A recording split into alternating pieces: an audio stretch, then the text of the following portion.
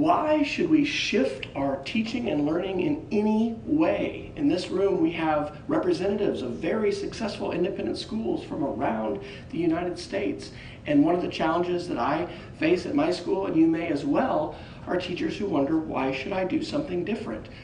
We had 2 kids go, get into Stanford this last year. We're always very proud of our college map showing where kids go all over the country.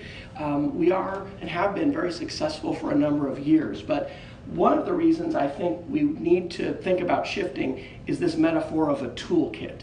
We all have tools as teachers and as leaders. And if we're going to be effective, we're always wondering, what do I need to add to the toolkit? So in a very practical sense today, I hope that our session on making this big shift is going to provide you with some specific tools that you can start applying and start using, not only when you get back, but maybe tomorrow during the keynote. Second of all, one of our goals at our school in technology, one of mine, is definitely to encourage teachers to play with media. My first book that I published in 2011 is called Playing with Media. I want to encourage teachers to play with media, because the more we become comfortable with media, whether we're on a trip and we're taking holiday pictures, or we're on a vacation, holiday time with Thanksgiving, being able to play with media means we become more comfortable with media. I think we need to show what we know with media. Media can become a very rich window into what our students are thinking, into what they understand. And so this website, showwithmedia.com, is where we're drawing a lot of resources and examples today. And I'll encourage you to go back and utilize any of those in your own work that you can, because these products can be created with a variety of different tools. You don't have to just have an iPad. Or a Chromebook or something like that. This is one of my favorite statements to share. You can please tweet this and quote me on this. Video is the pencil of the 21st century. Today, in probably every classroom, we're going to find pencils. And probably every learner, even if they're very young, is going to feel comfort in picking up a pencil and creating something, writing something down, expressing themselves. I firmly believe that video is the powerful tool that needs to become as common as a pencil in 21st century learning. I didn't know exactly what to use for a picture on this.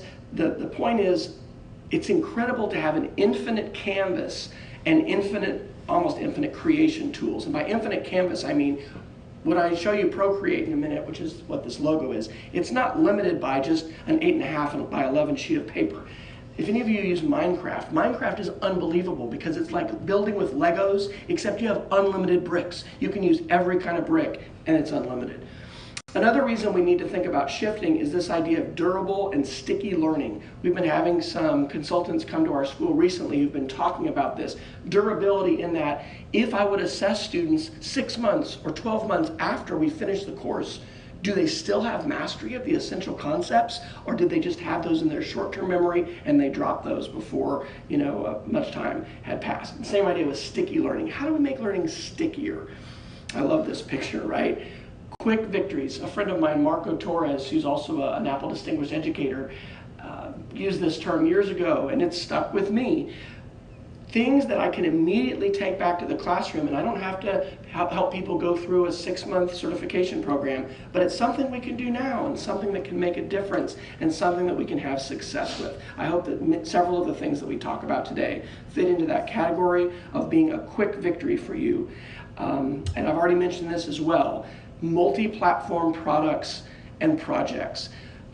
As I mentioned earlier, I've been leading iPad media camps for the last 5 years. I love the iPad. I love creating with the iPad. I'm not giving up my iPad. But we live in a very diverse environment in terms of the computing devices before us. And so the iPad media camp I'm doing is becoming a make media camp. And I am finding myself helping our teachers and others utilize Chromebooks, iPads, phones, all kinds of devices. And lastly, share generously. Boy, we've got social media in the headlines a lot today, right? With Facebook, and Zuckerberg just testified last week, and Cambridge Analytica, and all this stuff. And I've cleaned up some of my privacy settings on Facebook for sure. But I'm also still a real advocate of sharing, and I'm going to encourage you to share your learning, to have your students appropriately share their work, because the digital footprints that we create with the media that we create and the things that we choose to share become an important part of who the world sees us as and the kinds of opportunities that are open to us.